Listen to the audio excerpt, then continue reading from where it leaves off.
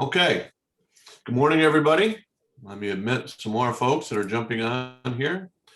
Good morning, everybody. It is the Friday edition of Smart Market. Today is May 28th. We welcome you all again to the show. As you know, every Friday we meet, we talk about the materials exchange system. We talk about resources, tips, and tricks. We talk about the marketplace and interesting things that are going on in the market these days. We've got great industry guests, and as always, we're kind of committed to thought leadership. Just wanted to remind everybody, this is a special edition and a happy edition. This is a great weekend, Memorial Day weekend, and we appreciate you all coming, and we appreciate everybody who's given their tremendous sacrifice to the United States. Our special guest this morning is Betsy Scott, who's the Executive Director of the Housing Innovation Alliance. It's going to be a great discussion about how partners come together and provide innovation in our industry through collaboration of various different industry partners, the manufacturing community, the supply community. It's going to be a very interesting discussion, and we look forward to that. So this week in Materials Exchange, a couple of things we want to talk about and bring you up to speed on. Just a reminder about the communications capabilities of Materials Exchange, and we want to talk a little bit about active markets. So we've talked before in past weeks, we talk a lot about the Materials Exchange platform and its ability to provide information and data, right? We've got live data flowing through the platform minutely and hourly and daily and weekly. We have the ability to harvest and provide real-time information to you about buyers and sellers and where and when transactions are occurring, and probably most importantly to everybody that's on the call and everybody that's on the platform is real-time pricing. You're seeing real-time pricing throughout the day. And then we have the ability to not only provide that market information via the live platform itself, but also through some of our other communications vehicles. And we've talked a lot over these last number of weeks. We've now started various different channels on LinkedIn. We've got our Wednesday show where Ashley anchors our Lumber Insider program. He works with Greg Riley and Matt Boehmer. We also have our Thursday show, Lunch with Lumbermen, where Ashley and Matt not only talk about the market, but they also talk about future trends and what they see coming down the pipeline. So these are very, very significant platforms for market information.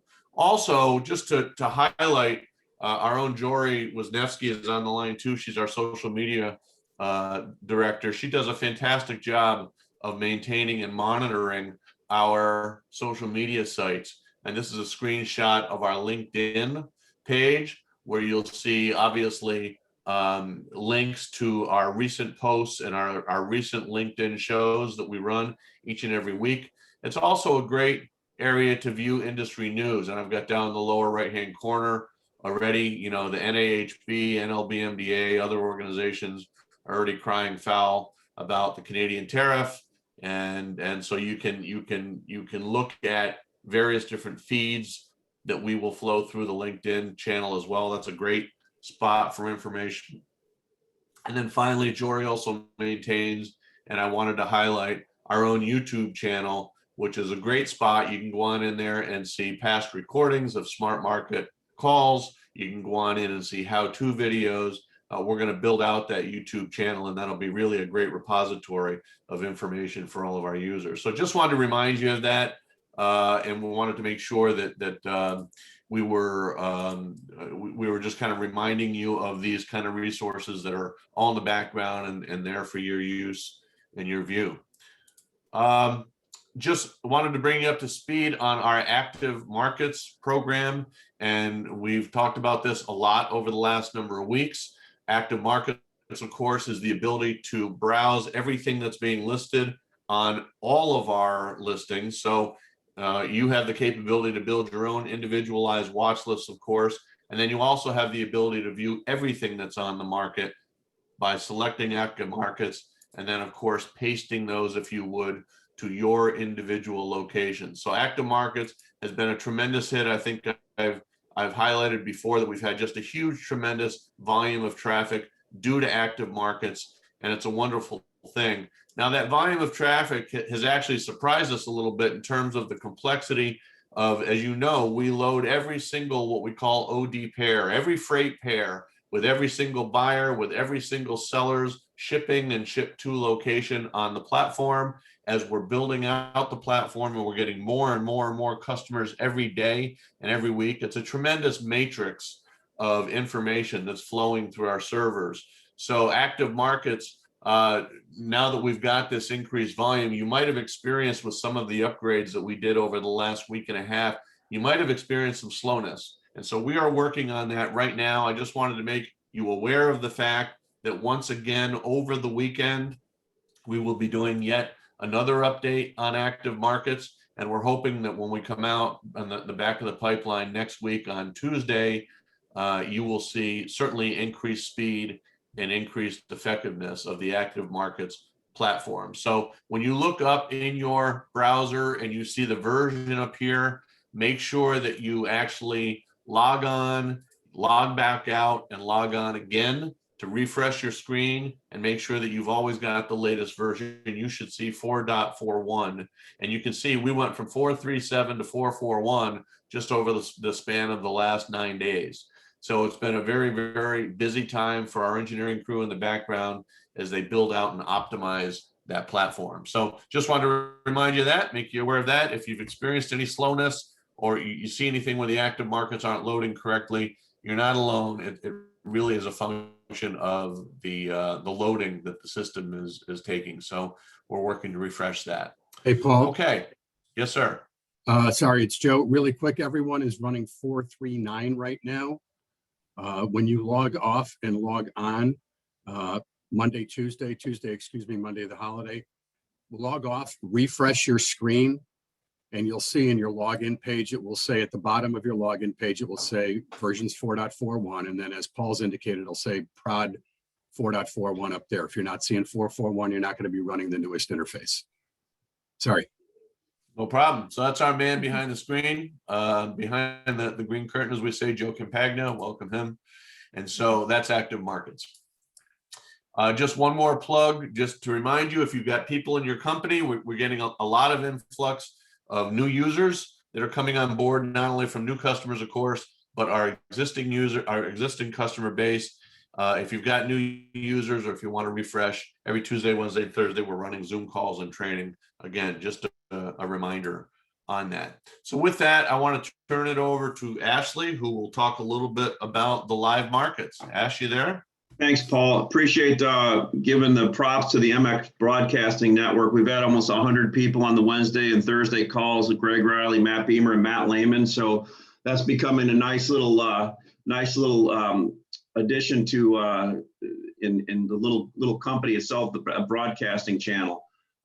So the match of the week that I'd like to talk about is Southern Yellow Pine studs. We moved some Southern Yellow Pine studs and they're starting to move up into the Midwest. I really find that interesting because for years, nobody wanted to use Southern Yellow Pine north of a certain area, but it's all moving that way now. And we've had those on the platform. I think that kind of shows how in these uncertain, volatile markets, people look for alternative or substitutes to actually frame with and use when they can't find them with their historical base. And with a web like we create, you don't have to lean on your same 5 people that don't know where those different products are, have the relationships with, because we can supply that to you digitally. And speaking with that, we had 2 more Southern Yellow Pine mills get on the platform this week and start listing a lot of 4-inch.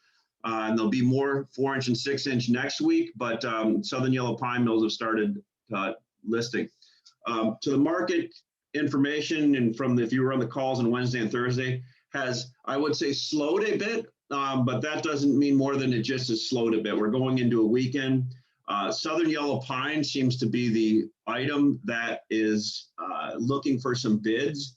And when we say looking for some bids, Southern Yellow Pine historically likes to trade over and under print, right? So the items out there that people are looking to move seem to be the treated type of items. And Matt Lehman highlighted that in our Thursday call, that the treaters probably have built up a lot of inventory to send to the home centers and so forth. So I'm guessing that they've got a full boat at those home centers. So now they're looking to move that white lumber, the 2x6, 2x8, 2x10, those type of items. Pacific Northwest and Western spruce, the way I'd highlight it up is say firm but available, right? So a lot of these mills in the Pacific Northwest and Western spruce that weren't showing stuff for a month are now showing it. It's the same price, but it's starting to show up to be more available. And then Eastern Canada and Europe, I like to group those into the same ones, the Eastern Canadian mills, which are Ontario, Quebec, New Brunswick, and then all on the coast, which I group the Eastern or the European spruce into. Still, if you call them on the phone, they are firm and have prices out, but every now and then, if we were on the phone with Matt and Greg on Wednesday, they're calling saying, hey, guess what? I got a quick one loading. So you can read into that whatever you want. And some of the spruce, European spruce, we're taking pretty deep discounts on the platform in order to move some things off. Discounts relative to the asking price. So Paul, back to you. All right, Ash, I appreciate it. It's a fascinating thing to watch and observe as these guys provide basically live commentary on our MX channels. There really haven't been any real sources for this kinds of information before, so we're proud to be on the front end of that. Thanks, Ash, for that. Okay, I'm proud to announce also Betsy Scott this morning, the executive director of the Housing Innovation Alliance. Mike, I'm going to turn it over to you to go from here. Thank you very much, Paul. I want to preface the conversation here with, if you're kind of half paying attention right now, you better put down your pen and put down your cup of coffee and pay attention.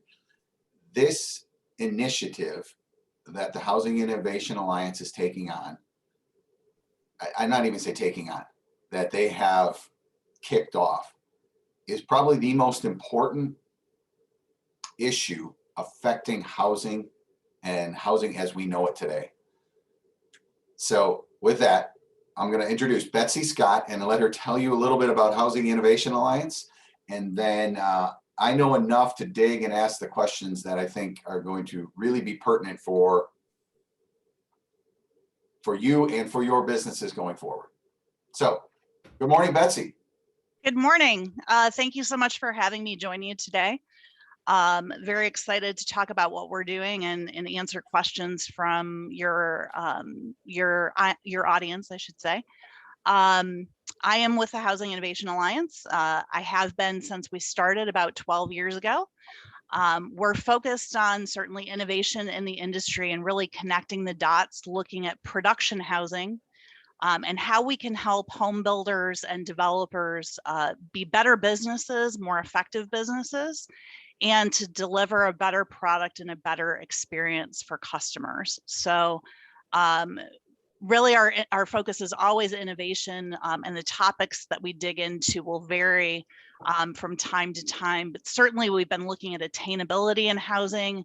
We've been looking at the shift toward offsite construction and what that means in a production building environment. We've also been looking at trends over the last couple of years like build for rent, and developing home as a service. So what builders and developers can do to extend the relationships with their customers. So really the scope is innovation, and it's driven by our community of about 200 companies at present. That's what I find most impressive is who you've gotten together. I mean, this is an impressive list from the manufacturing side all the way down to the production side and everyone in between. What I want to do here is I'm going to share my screen real quick. Okay. And just show this heat map that you've put together. Paul, am I going to be able to share? I think I will. Yeah, you should. Yep. Okay. Sure. So while you're pulling that up, I'll give a quick, just a snapshot of what that is and kind of why we created it. So we've been talking about offsite construction in earnest since about 2017. We had our first event on that, and I would say probably 12 of the top 15 production home builders sent senior leadership to that event. It was a really packed event talking about what was happening in that space. And one of the big issues that people had was they weren't aware of where companies were that would partner with production home builders to help them deliver product to their customers. So we set out to create this heat map, which is designed to help people find different types of solutions across the US.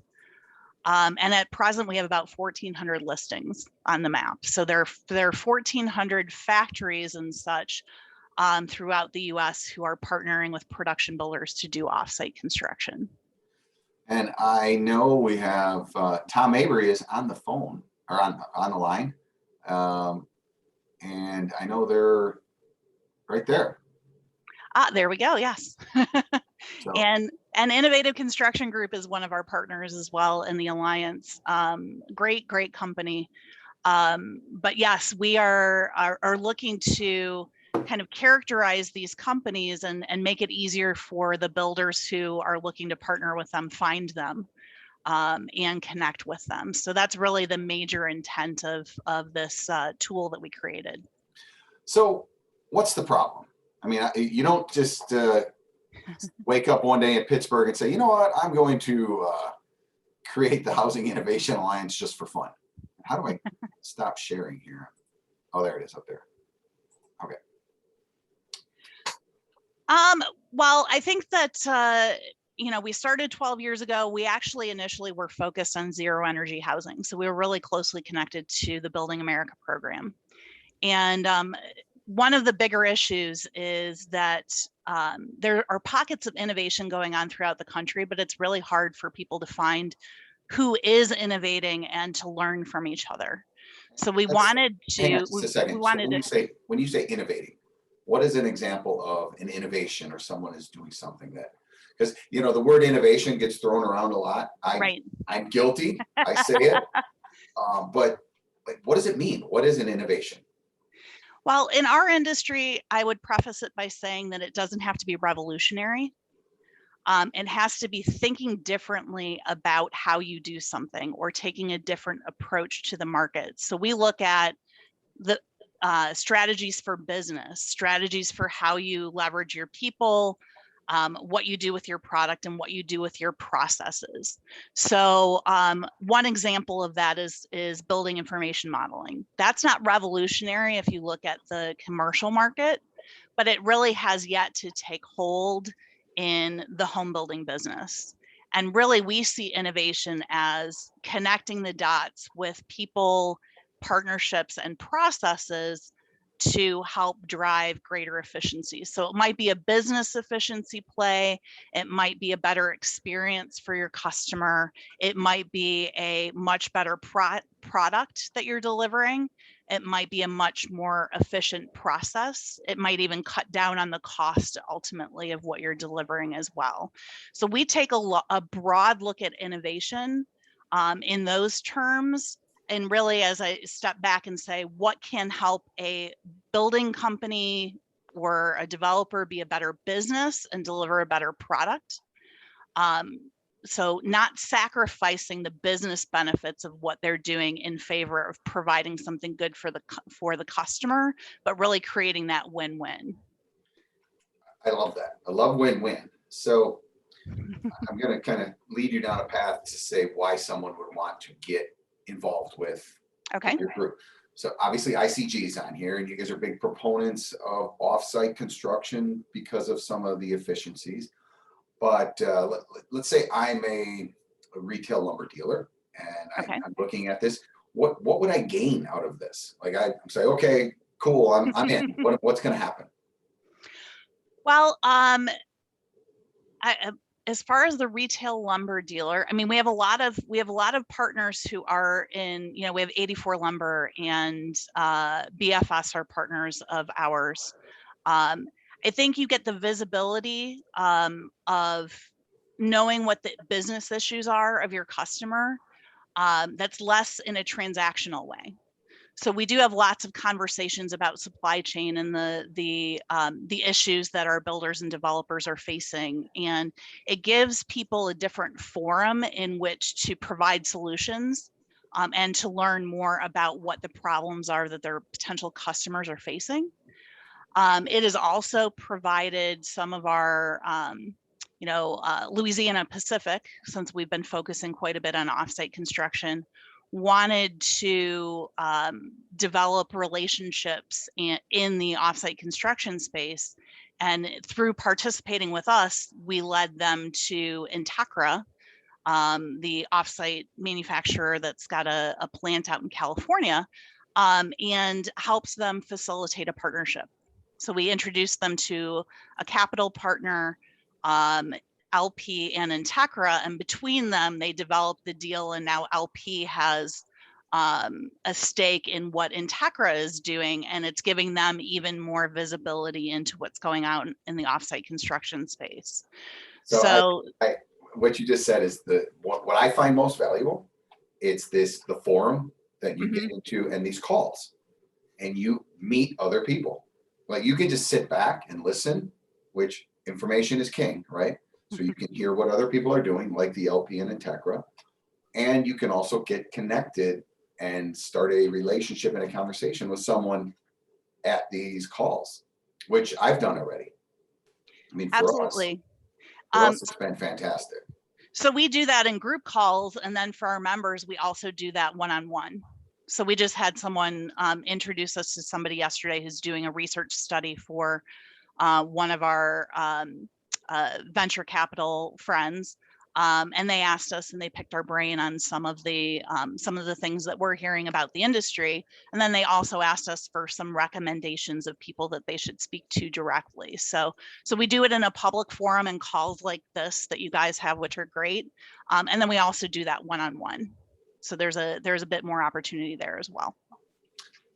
Excellent. So from what you and I just talked about, if you don't get involved with this group, I think you're crazy, because the opportunities to get a bird's eye view into what's going on in other parts of the world where you could actually, or in the country, bring it back to your own area, or find out, oh, that's what that guy down the street's been doing. You know, our businesses are all going so fast right now. We don't even have time to pick our head up and look around. It is such an efficient way to learn in a short period of time, going to your calls or your events. Tell us a little bit about the events that you might have coming up. Actually, you're on one. Oh, wow. I forgot about that. On the 16th of June, we have a half-day event that's focused on digitization in the housing space. And our events, we've historically done quite a bit live, and we've been doing a lot online recently, and moving forward, we'll do a bit of a hybrid. But the nature of the digitization event is we'll bring together a few experts to talk about how builders and developers can think differently about their businesses in different areas. You're certainly focused on the supply chain side. We have an expert who's focused on configuring your home online and using that to help drive the sales process in housing. And then we also have someone who's focused on looking at BIM and the design process in the back end in a different way. So we do expert panels. They give presentations or demos, or they just participate in a bit of a facilitated Q&A with an expert facilitator as well. And then we open the discussion to comments and questions from attendees.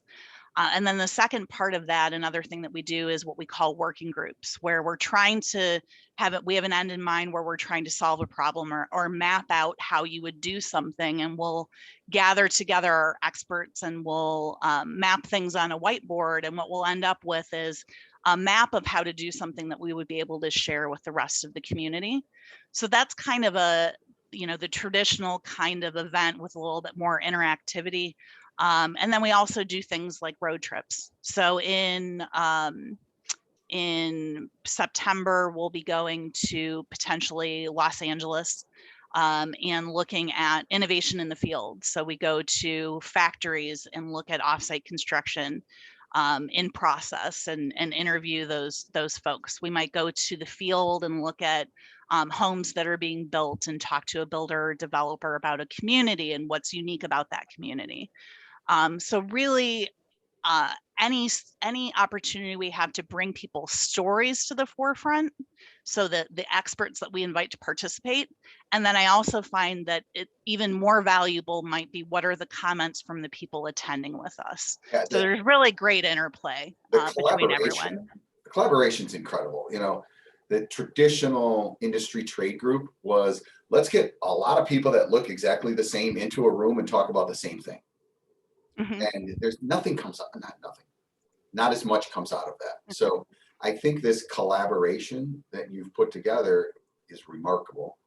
What would someone part of the innovation or the part of the alliance that, so you correctly identified we're part of the supply chain. Right. What would a developer come there and get from, like, one of the people on this call? Like, well, if they came there, what could they expect a developer to reach out to them for? A developer might reach out to somebody. We have a number of developers participate with us that sometimes will reach out where they want to branch out into build for rent. So they don't have any build for rent going on currently in their communities. And they've learned from us. That was the most recent event that we did, was build for rent related. They learned for us what the opportunities are in that space, who the players are in that space. So what they might get is actually a list of people who could deliver build for rent product in their market, or a list of investors who would be willing to jointly invest in a build for rent community with them, or they might get a material supplier relationship, or an offsite provider relationship to develop to deliver product. So really, it could influence it could influence their capital. It could influence the intelligence they have in that space. It could result in a partnership. Those are really, I would say, three big kinds of things that tend to happen when we get together.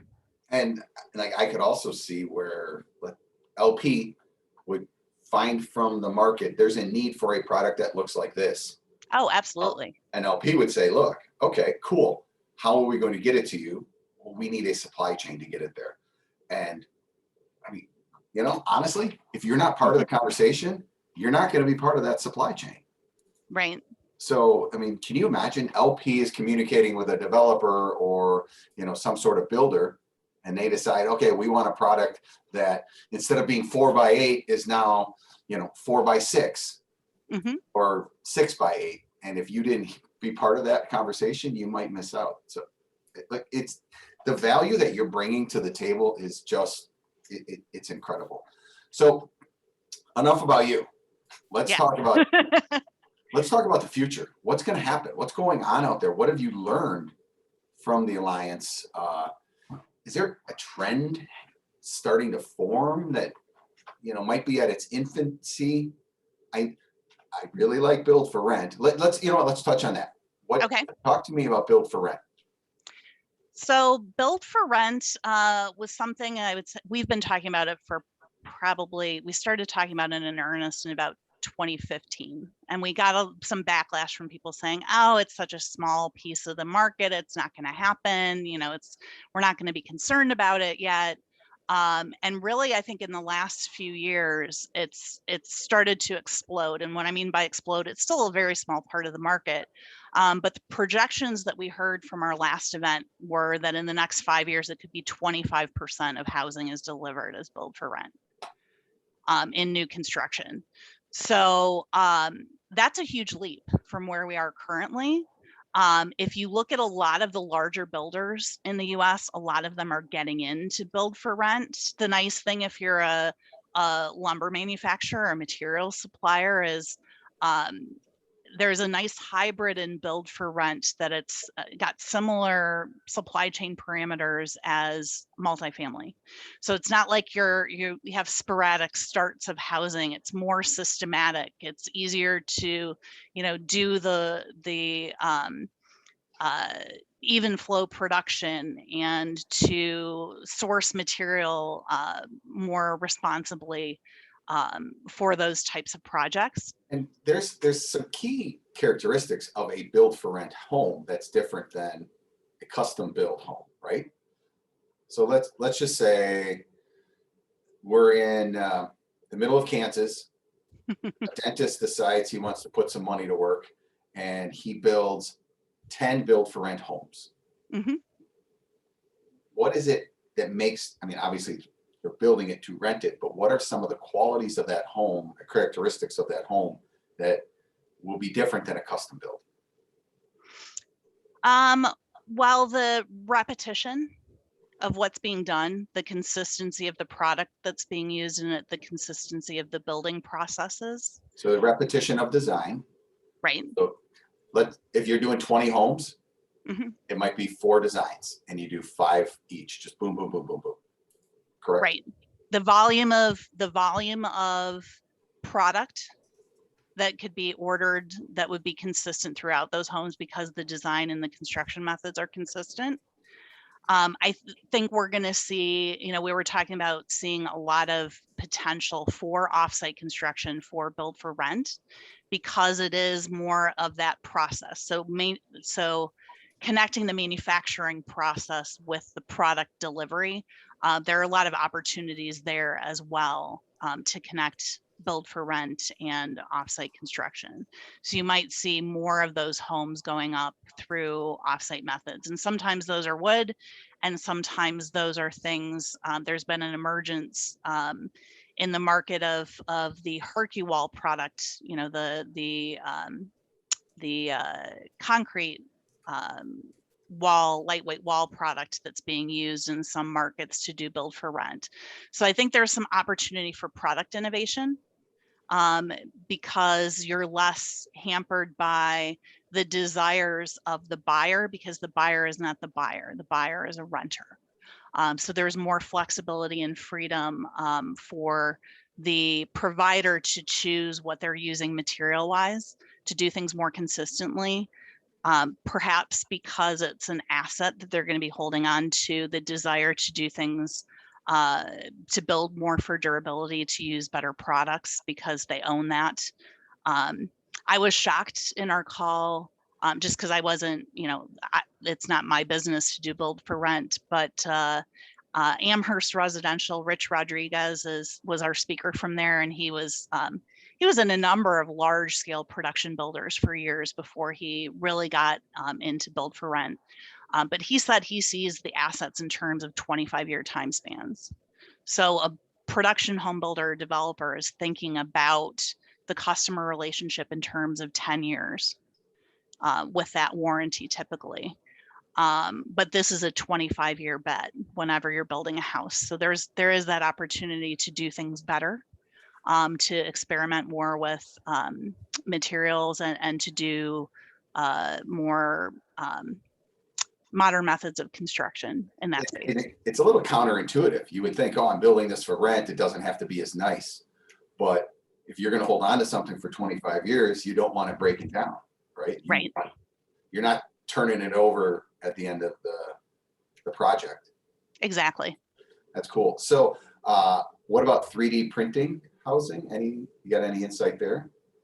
I do. We saw, you may have all heard of Icon, which is a builder who built the first 3D printed house in Austin, Texas. We actually went, it was one of our road trip visits last October, my first trip during the pandemic. So we got to see that. It was actually something that was developed in South America before being, and perfected in South America before being built in Austin. But there's an interesting venture capital fund behind that company. And I think really they are looking to do production for attainable housing. And that house itself was for a homeless community. So I think there are two ends of the scale in what I've seen so far with 3D printing. Really cool, beautiful architectural houses that might be extremely expensive. And then the Icon house, which is really for homeless people, for affordable housing. I think that in the long term, there's probably an opportunity there. It's something that we've been paying attention to for a while. But I think for the foreseeable future, it is those two extremes. It's the really attainable housing and the really architecturally beautiful housing, and not really the mainstream at this point. Oh, that makes sense. One of the initiatives you're really working on is affordable housing, right? Yes. What do you define as an affordable house? I would say I would check that and say attainable housing, although we do have an event that we're working on with RNN Architects and HUD that's looking at innovation for affordability. So certainly with HUD, it's going to be on the affordable side. But attainability, a few years ago, there was an article on the front of the Wall Street Journal that said, just because you make $100,000 a year, you still probably can't afford a new home, which is really sad to be in America and make $100,000 or more a year and be priced out of good new housing. So our sweet spot that we focus on predominantly is the $75,000 annual income to $150,000 annual income for a household. And really, and I think the good rule of thumb is from the, can't remember what the source is, might be HUD. I don't think it's HUD though. But 30% no more than 30% of your income should go toward housing. Then it becomes unattainable for you. And I think that's still been a good rule of thumb, but most people in the US spend more than 40% a month on housing. Wow. So housing or building codes are such a hot topic. Have you guys had any luck with trying to standardize building codes or, get a situation where you can have, commonality across geographic areas? I'm not a building scientist. In the past, we've touched on building codes. Our founders are the founding company behind us is Ibicus, which is also based in Pittsburgh, and they do have building scientists and architects among their team. We aren't focused on building codes. You can't standardize them because they're very. I do know enough to be dangerous. They're very predicated on the climate zone that you're in. Got it. Yep. So, materials work in different ways in different climate zones, and, humidity is a huge issue, which drastically changes how you need to build homes. I think one of the big things, if we're talking from, standardization, if you're looking at the attainability angle, I think one of the things that there's a huge opportunity in is really changing zoning, not building codes, but zoning. So allowing for more dynamic styles of homes, not just single family or multifamily, but duplexes and triplexes. And I don't know, are they fourplexes? I'm not sure. But there is a really good book that came out last year from an architect named Dan Paralek, who talks about the missing middle. And he has a lot of ideas, and I think I actually have it here. I can show it to you. He has a lot of ideas on different types of housing, courtyard, apartments, detached, all this kind of stuff. So this is a good thing to take a look at in this space. But really, part of what that allows for is if you can get greater density, but still in products that people want to live in, then the land costs go down, because land is one of the biggest costs that's hard to, you can't really overcome land, and you can't really, entitlements are a huge issue. So I think rather than the building codes, which are going to continue to move, more aggressively toward zero energy over the next several years, I think the bigger opportunity is how that space can be used. Yeah. And what those products are. All right, we should wrap up because we all want to get to the weekend. If you're not involved with this group, you should be. How would someone get involved with the Housing Innovation Alliance? Our website is housinginnovationalliance.com. There's a section that's called Join. In that section, there's, we have a prospectus that'll give you a little bit of background information on the organization, what you get out of membership or partnership. But you can apply directly online. And then if you like what we're doing and you want to look at having a bigger role and greater visibility in the organization, there's also, you just reach out to our president, Dennis Steigerwalt, via our website as well, and can talk to him about partnership. But my takeaway from this group is they get a lot of really smart, powerful people in a room. And if that happens, when you do that, good things happen and change happens. So if you want to be on the cutting edge of what's going on in housing, this is a group to be involved with. There's not a doubt in my mind. Betsy, thank you so much. We appreciate this. I'm sure she will talk in depth more with you if you want to on a personal basis. So you can find her on that website. And that's it. Have a great weekend. We appreciate your time.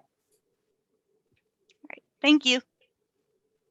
All right, everybody. And again, next week's guest, we'll have Todd DeWalt from the Construction Leading Edge.